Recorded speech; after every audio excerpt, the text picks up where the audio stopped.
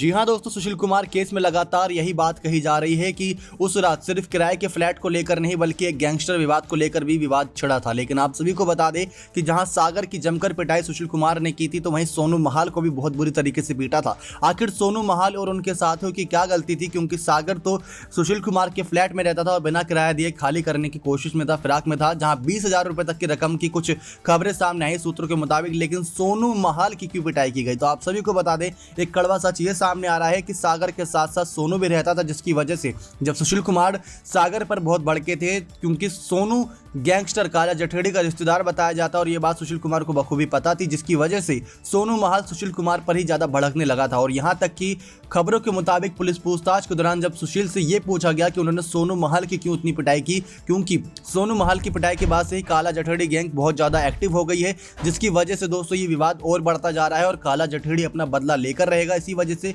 सभी लोग डरे हुए हैं।